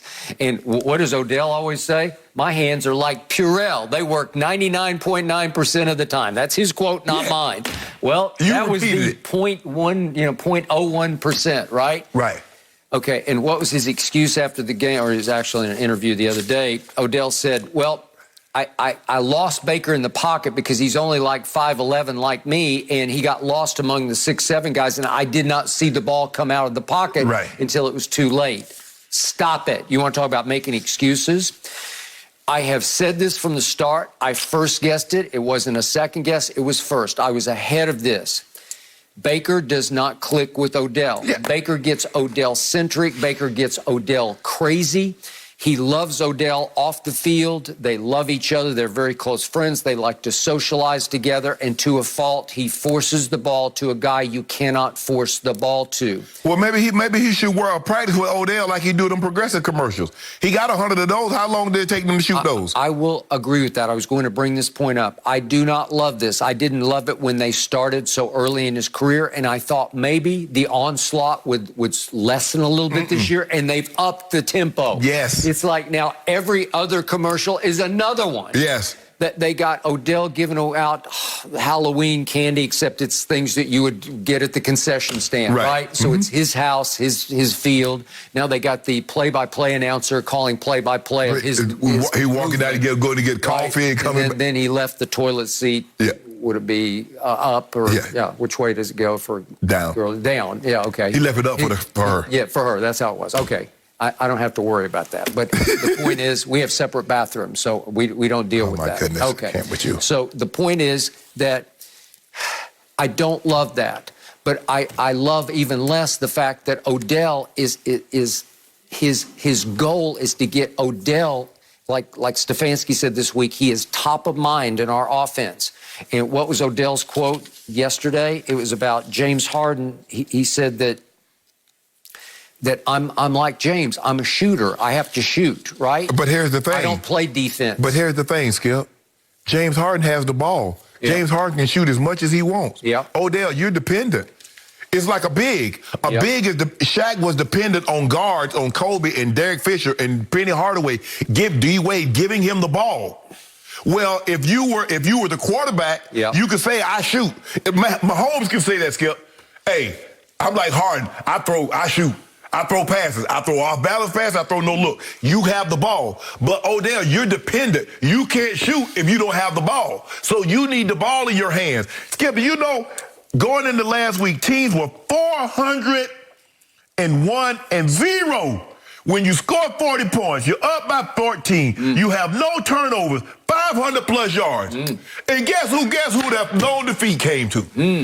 I'll give you one guess. Score 40 points, up by at least 14 at one point in time. You didn't turn the ball over, 500-plus yards. What did I show you on Monday? I showed you how wrong you were because there was an outrageous, what should have been called offensive pass interference. You have to call that, and it changes the game. And then Rashard Higgins got open late in the game, and Baker nailed him with it, and he's getting tackled by Derwin James. No. Robbery upon robbery. I'm sorry, it's a fact. You can just see it. You know what? I'm going to give you all that. Yep. And then you got the ball back with 1 minute and 31 seconds and a timeout, and you need a touchdown. And your guy could not even get in field goal range. Not that a field goal would help you, but I just wanted to see him move the ball past midfield. He couldn't even do that. What I love about Shannon Sharpe is that he was silent on this matter all down the stretch last year because for the last 11 games last year, Shannon Sharpe didn't have a leg to stand on when it came to Baker Mayfield because he was really good. All I know is he looked like a young gun. What did you see on that Thursday night? I saw Lamar Jackson get out of ambulance, hooked up to an IV, snatch it out and run on the field. Da-da-da-da! And put his cape on and do something bad to Baker. You saw that. Yeah, he was the reigning MVP. I don't know about it was raining L's on Baker's head. Right. That's what it was raining. So down the stretch last year, Baker went 8-3, 20 touchdowns to only 3 interceptions. And Pro Football Focus, your favorite website, graded him over those 11 games the 4th best quarterback in pro football behind Aaron Rodgers, your favorite, and Deshaun Watson and that guy in Tampa. Whoa. Baker was 4th on that list over 11 games. Not 2 games or 3. 11 games. 20 touchdowns to 3 interceptions. Guess who was not there for all those 11 games? I first guessed it. No, Odell. He got hurt at Cincinnati, and that's when this streak started. I want you to go back. Thank you. At the start of what you said last year. What does last year have to do with now? You tell me, update your resume. So I need Baker to update his resume. With the Odell problem. No, the problem is there's a reason why Baker. Hold on. What quarterback you know? And a rookie quarterback that's like that. still playing. Now, Lamar Jackson about to get $300 million. Your guy, they say, hey, we'll see. They'll take care of him. They're going to take, no, they're going to make what did they do to my other guy, Dak Prescott? How long did that take? Yeah. Did he get his money? When they don't think you that guy. Yeah, really. Well, they didn't think Dak was, right? The guy who's not that guy. Dak better than him? The guy who's not that guy is a guy that I like personally a lot, Odell Beckham Jr. All you need to know about his career is he's much more fun to watch in the pregame than during games because he played in one solo solitary playoff game in his life. In his life, he made it to one. And what did he do to get ready for that one at Lambeau Field, the frozen tundra in January? He took several of his Giants receivers on a little outing, a little excursion to South Beach on their off day. The man was young. He was young. And he goes up then to Lambeau Field the following Sunday, and Eli came out like playoff Eli. And what happened early on a big third down? Dropped by Odell. And then back of the end zone, over in the corner back of the end zone. He dropped a touchdown pass later in the first quarter. That's all he's got to show for his playoff resume. Well, he wants to atone for that. But unfortunately, I don't believe he's going to be able to do it in Cleveland with that guy. Good. Well, I hope that guy gets rid of him. You want him gone because you want it for Odell. I want him gone for Baker. Yeah, I want him gone for Odell. Because he wasted his time up there. He can't do Baker's wasting his time trying to force the ball. Ain't nobody force nothing. Yeah. All I know, Skip, is that when everything is hunky-dory and he has the lead, Baker Mayfield, you remember when they went up 40, they scored 42? I don't know if you saw it, Alex. He was taking a picture. Clack, clack, clack, clack. Oh, he taking a picture. And then what happened? Robbery happened. Ain't no robbery. Well, I told you, I showed you robbery. There were two robbery plays, and they changed the whole game. If they get those two calls, we're having a different conversation. I mean, Vole gave him a call saying, Andy Leibovitz was sick, and they were one of the Baker could fill in because he was taking pictures like that. That's funny. And then what happened, Skip? Yeah. He, minute and 31, go down there and get that thing done. Okay, Baker. Come on, Baker, let's go. Damn, Baker. That's it? That's all you got? Well, first downs. All he had was 305 yards, and what'd they score? 42. The first time a team scored 42, 0 turnover, 500-plus yards, up by at least 14 at some point in the ball game, and caught an L. 401. Guess what his defense allowed in the fourth quarter? 26 points. Hold on. Guess how many points my Cowboy defense allowed at Justin Herbert when they played there in week 2? 3 points in the fourth quarter. So can you not put a little bit of that on Baker's defense? Hold on. So all right, guys, this is going to be a great game this weekend, but we've got to move on. No mercy. Tonight on Fox, the ALCS begins as Xander Bogaerts leads the Red Sox against Jose Altuve and the Astros ALCS Game 1 tonight, 7:30 Eastern, only on Fox and the Fox Sports app. Now, Jalen Hurts struggled early before turning it around in the second half last night, where he had 2 rushing touchdowns and threw a 2-point conversion during Philly's late rally, but it was too little too late for the Eagles as they fell to the Bucs 28-22. Former Eagle quarterback and friend of the show, Michael Vick, joins us now. Michael, from what you've seen so far, is Hurts the future in Philly? Right now, yes, he is the future because there are no other options. And I think Jalen Hurts has played good enough football to show that he's, worthy of being looked at as the franchise quarterback. It's a lot more that he has to accomplish. We got to see him in bigger moments. We got to see him jump out in front of teams and pull out victories. Like last night, I felt like they had a chance. And I did watch that game last night, just evaluating Jalen and looking at everything he did, the in and outs of the offense, how they moved the ball down the field, his mannerisms. And I think he has all the intangibles. I think most importantly is Nick Sirianni satisfied with what he's seeing out of Jalen Hurts. This is not a guy that he drafted, so do he have a specific type of quarterback that he's looking for? Obviously, like I said, Jalen got to win some games of significant importance. And, if he does, he'll show this franchise that he's worthy, but they're not going to wait, especially the fans playing in the Lincoln Financial Field. They demand excellence. They want to win. And, if not, you're going to hear it. You're going to hear the boos early, and it's going to become a distraction. So that's why I'm watching him very closely as he go through this gauntlet, trying to win games and trying to show the entire city of Philadelphia and the organization that he's worthy of being the quarterback for the future. But right now, I would say he's doing a good job based on his athleticism and what he brings to the table. He just got to learn to finish. Finish? I want to see him get started. I mean, Mike, you do realize the man was 12 of 26 for 115 yards. In an NFL game when they've set it up so you can throw the ball, you see a Tom Brady throwing for 400 yards at 44. You see Justin Herbert. You see Joe Burrow. We see all of these guys throwing the ball for 400 yards. This guy had 12 completions for 115 yards. Mike, the things that are holding him back is his accuracy and anticipation. You can't be an elite level quarterback in this league without... Football too. Huh? He's a dual threat. He can run the football too. So I mean, the coach got to put him in situations where Mike, he take advantage of his skill set. Mike, you can't say somebody's a dual threat when they're throwing for 115 yards. He just, I don't know, dual what? Dual exhaust? How much did he rush for? Mike, the dude rushed for 44 yards. Lamar Jackson is a dual threat. Mike. Lamar Jackson is a dual threat. So Shannon, let me ask you a question. Yes. Do you think that's based on coaching, or do you think that's Jalen Hurts not understanding what needs to be done in the moment? Okay, now, we saw last year, they fired Doug Peterson. Now, if we were to project Jalen Hurts' stats out over the same amount of time that Carson Wentz started, his numbers would have been worse than Carson Wentz. They traded Carson Wentz. Now, we see Carson Wentz in Philly throw for 402, 2-3 touchdowns, and look unbelievable. It took Shannon, he's in his 5th season. That's understandable. You know what? This man is only in like his 8th game. He's still a rookie. I knew you were going to do that. I saw Carson Wentz was about to win the MVP in his 2nd season before he tore his knee. What is that true? Yes or no? In his 2nd season, was Carson Wentz about to win the MVP had he not torn his knee? A simple yes or no? Yeah. Okay. Yeah, he was. I'm looking But that was his 2nd season. We talking about a man in his 1st season, pretty much his 1st year starting. And going through everything. He didn't even have OTAs. He had no training camp Look, I'm not making up any excuses for Jalen Hurts. Look, it is what it is. After seeing guys like Justin Herbert go out and ball last year, Joe Burrow, those guys put in the work.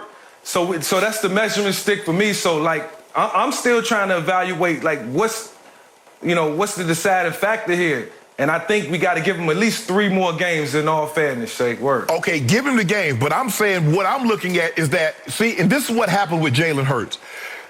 Teams get out the big leads, 28-7. He comes back and plays well in a situation where they're down by 21 points, and you look at the stat line, you're like, well, he didn't do that bad. But if you watch that game, the throws that he's missing, he had guys wide open, but he's waiting too long because he doesn't have great anticipation. His accuracy leaves a lot to be desired. You don't have to be fast. You don't have to have the strongest arm. If you have accuracy and anticipation, you can play at that level, at that position. Those are the two most important things that you need, Mike, to play quarterback. Anticipation and accuracy. Because you throw guys open in this league, you don't let them get open. Because if you wait till they get open, the guys are too good, they'll close. He had Rager down the field on the go route. He waited till the guy 30 yards down the field. Come on, bro. That's all I'm saying, Mike. The one thing I do see is Jalen holding the ball, and then he gets to scrambling. Yeah. And so I'm not back there, and I try to read as much as I can, just watching from the tube. But I'm like, okay, are they long developing routes? Are guys not coming open? And it goes back to what you're saying. Like, I can remember a lot of throws that I made. I threw guys open. I threw Roddy White open. I threw Deshaun Jackson open, Jeremy Maclin. Sometimes I had to anticipate and just be a step ahead of where they was going to be. Correct. And you got to have that attribute, to America, to everybody's watching, in order to play the quarterback position. Give him a couple more games and let's see how this all plays out. My turn. I told you from the start. I told you when he was drafted. I told you because I watched every snap he took at the University of Oklahoma, not to mention what happened at Alabama. Jalen Hurts will win more games for you than Carson Wentz. Jalen Hurts is a natural-born leader. He is a winning football player. It's not conventional. It's Tebow-esque. I'm not saying he's exactly Tim Tebow, but it's going to fit more in that mold than the prototypical Joe Burrow, Justin Herbert kind of mold. He is not a great thrower of the football, but he can get deadly accurate when he needs to get. And All I know is I looked up last night, and it's 28-22 because he started making the throws and the plays that he had to make. And he ran for 2 touchdowns. And the numbers don't speak to it because it's only, 41 yards rushing? 44 yards rushing. But he ran for the 2 big scores. He made the plays he had to make because he is a playmaker. And he's the flip side of Michael Vick, because his quickness and speed are underestimated because he's a glider. He doesn't look that quick or that fast, but he is. He gets away from people. He makes people miss. He made people miss down on the goal line on the first touchdown run, where all of a sudden he just bolts it up inside, and you saw a gear of quickness you didn't think he had. He lulls people to sleep. Last night, look at the time of possession. He only had the ball for 20 minutes to Brady's 40 minutes. I know you can say it's his fault. Yeah, he going 3 and out. Okay, but when it was time, he cuts the lead all the way down to 28-22, and all of a sudden the GOAT says, uh-oh, I better GOAT this. I better kill the clock by going 12 plays over the last 5 minutes of the game to kill the clock. Because if that kid gets the ball back, he's going to beat us. Right, but Mike, you know this. You get up 28-7, your defense doesn't play the same way because they say, look, nothing cheap, nothing deep. They're not playing. They don't want to give up anything big. So if you want to nickel and dime, you want to take 6-7 minutes off the clock to get a touchdown, they're more than glad to give you that. But if you look at when the game in the first half, when it was nipped, when it could have been nipped up, look at how he looked throwing the football. Skip, they were 3 of 10 on third down.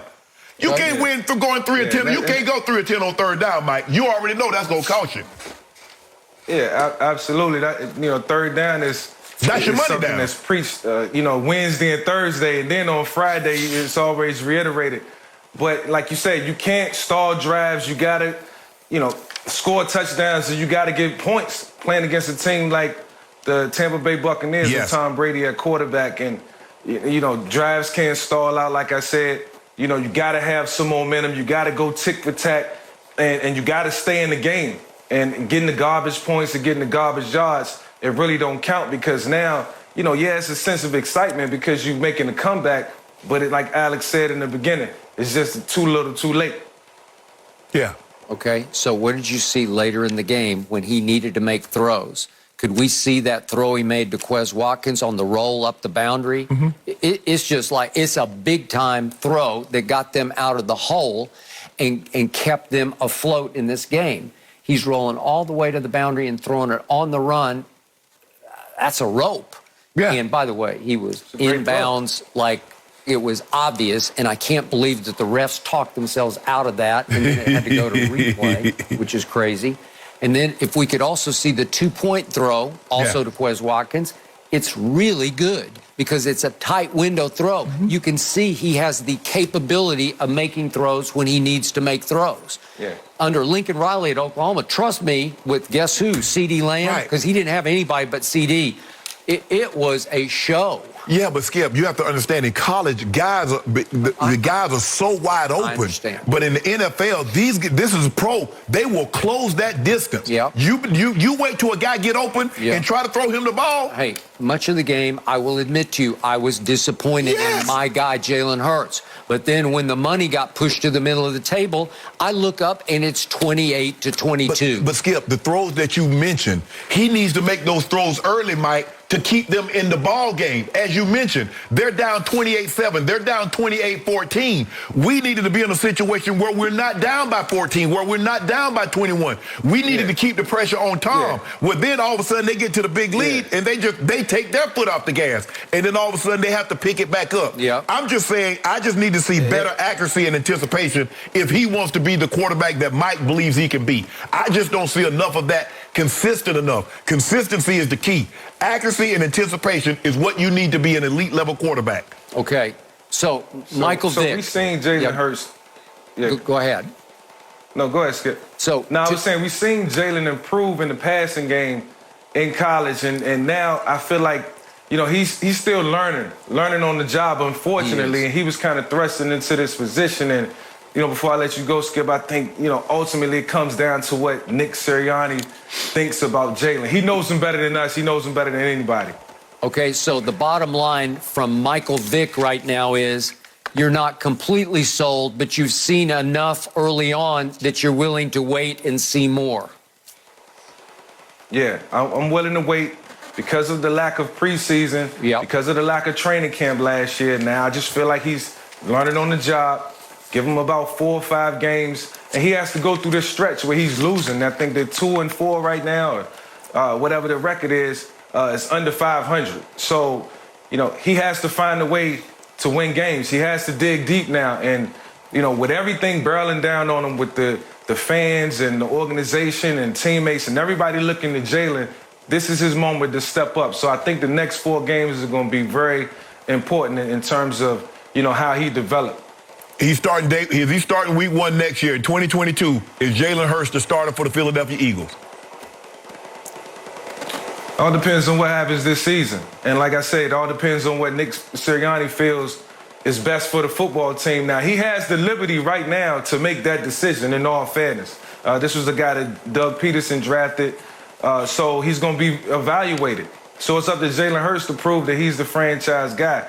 You won't want it any other way, though. Ball in your court, ball in your hands. He can dictate his future and what happens in Philadelphia, but they're not going to wait on him. I can promise you that. No mercy. Russell Westbrook's new Showtime documentary debuted today, and director Gotham Chopra said earlier this week that Russ was fueled by the voices of his critics featured in the film. That includes our own Skip Bayless, who can be heard in the trailer. Take a listen. The way I compete, I think I'm an easy target. I mean, he is extraordinary. Impossibly great. And what did he contribute to winning? Nothing. In the sports world, I am the bad guy.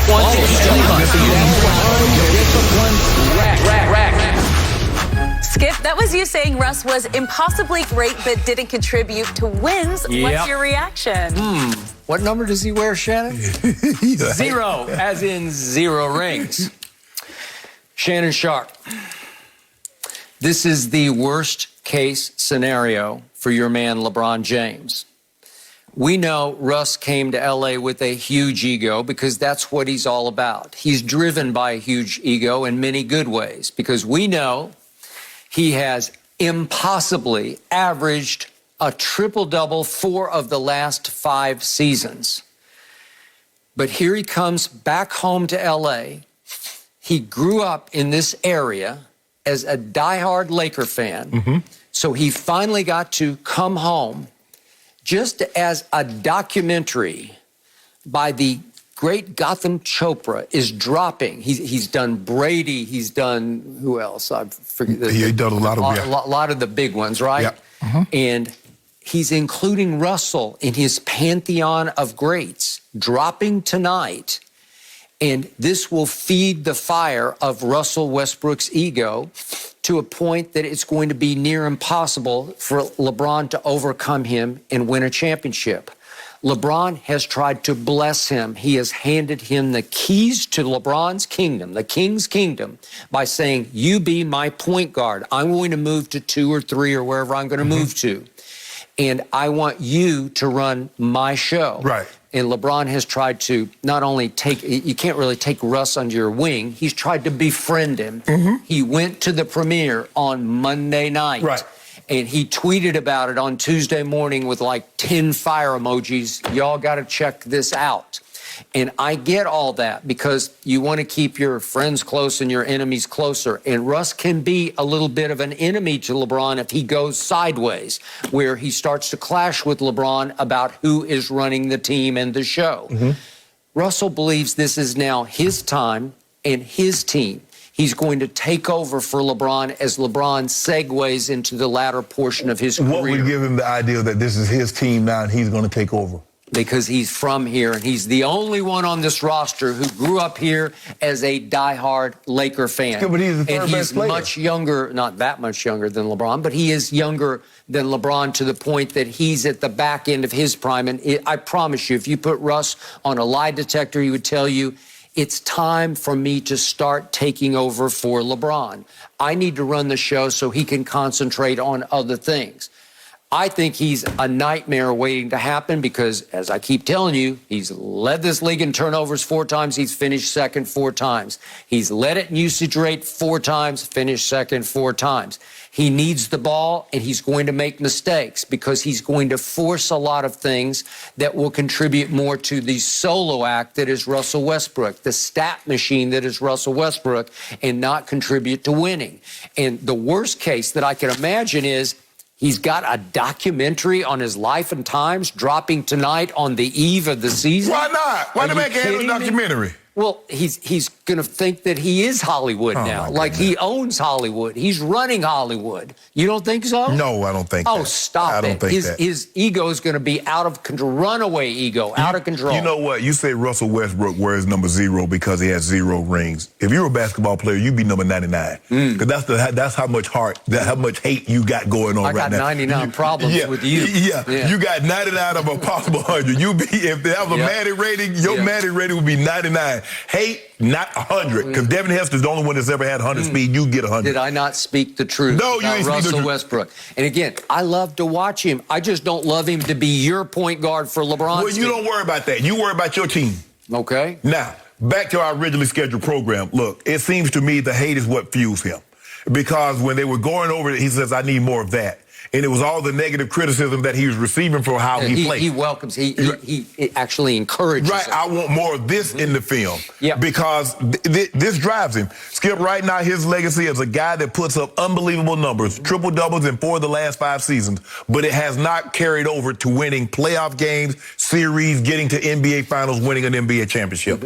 Skip, it would be a lot harder to change Russ had he won championships playing that way than I believe it will be now, considering he hasn't won anything. Yeah. So I believe it's easier to change a person that hasn't had the level of success as a person. You're not changing Elon Musk. You're not changing Jeff Bezos because they've had success doing it that way. But someone that has started to try to do a business and hadn't had success, it's easier for someone to come in and say, you know what? If you do it this way, that's been successful. But time out. Yes. In Russ's worldview, he's wildly successful. He's done something that no one thought anyone could even think about doing. Averaging triple-doubles for 4 or 5 years. He thinks he's a made man. He thinks he's a first-ballot Hall of Famer because he is as a me, not a we. Right? But here's the thing. What have the critics said? Everybody has said it. He's phenomenal. When you do things that people didn't think you was possible of you doing, they're going to be an amazement. But when you play a team sport, Skip, it doesn't do me any good to shoot 559s in a round of golf if I can't win a tournament or if I can't win a major. It does me no good. I know, but the point is, if you shot 459s, you're going to win the tournament. No, not in that tournament. I'm saying if I shoot them over the course of tournaments. Oh, okay. But I'm saying, and that's what Russ has done. Russ has got these triple-doubles, Skip. 30 of them, 42 of them in a season, another 30. What did it get him? When he averaged a triple-double for the first time he did it. You know what he would say? What? Superstardom. it got him individual greatness unlike any player may ever have had because nobody's come close to doing that. Yeah, but as he gotten closer to superstardom and did that, he got farther away from winning a title. You want to win a title? Skip. They can't take that away from you. Those 4 seasons of triple-doubles, that's on his resume. Now, how do we finish it off, Skip? How do we add the proper punctuation to make sure when everybody looks at this resume, it's impeccable? There's nothing to nitpick. Well, you could have did this, and there's nothing. There's nothing else he could have done. He got it. LeBron James was born to be the point guard of the Lakers. He is the next Magic Johnson. Yeah. That's his position at birth. That's what he was put on the earth. We're going to throw Russell Bone and let him do that, Skip. We're going to make him feel good. It better be a little bone. Yeah, we're going to throw him a little. Okay, but then what do you do with him if he's not the point guard? He's a liability of a shooter and defender. What are you going to do? And he's not going to stand for that. He's a made man. He's in a Chopra doc. Come on. But he commissioned the doc. It ain't like they went out there and said, we want to make a documentary on this. This is not a 30 for 30. This is not something that somebody said, you know what? Russ paid to have this documentary done, to compile all this footage. And I get it. Sometimes hate and fuels him. And it seems to me because he wanted more of this in it, This drives him, the doubt and people saying, yeah, you're doing this, but. And Russ needs to understand that the last thing on his resume is a championship. And if he pulls that off, Skip, what else can you say? But in your sport, if you don't have a championship, you say, I don't know if you can get in the Hall of Fame without one. Right. He's a no-ballot Hall of Famer. Who? Russ on individual success. Yes, stop it. The man going, No mercy. According to a new report, Doc Rivers got into a shouting match with Ben Simmons' agent, Rich Paul, at Paul's house this summer when discussing Simmons' refusal to report to the 76ers. Doc apparently said, quote, it's in your bleeping contract. Shannon, what's your reaction to this? Well, I'm surprised Doc would do that. But I'm even more surprised that Rich Paul let that happen in his house. Don't nobody curse in my house but me. I don't get my grandfather ain't have nobody raise his voice. Him and Rich Paul's about a fourth of your size. I don't. Guess what? And I pay that big size mortgage on that house too. So you're not finna come in my house and curse nothing. You take that outside and call somebody else, but you're not cursing me out in my house. Why they do that, Skip? So the headline said that he cursed him out. I don't think he cursed him out. He raised his voice to make a point, and he used the F word for emphasis in making the point. At my house, I'm the only one that's raising the voice. I'm the only one that's doing the cursing here. Okay, but you're not an agent, and this is about Ben Simmons, and Doc went with hat in hand to talk to Rich Paul about, we got to figure this out. And emotions rose, and I'm sure his voice rose, and that's how it happened. But I don't think Rich he went there. cursed in my back, but Rich done kind of mellowed out. You know, he got him a little thing now, so Rich is real mellow now. I can't wait till she come in concert because I'm gonna be front row. Really? Yes. I thought you'd been out to dinner with him. No, I ain't been out yet. No? But Skip, look, Doc, I get it, you upset, but you can't be raising your voice at the man in his own house. It's gonna who do that? It'll be interesting to see how that all plays out. But that's it for us. We're back Monday at 9:30 Eastern. Thank you for spending your morning with us. Don't go anywhere because the herd starts right now.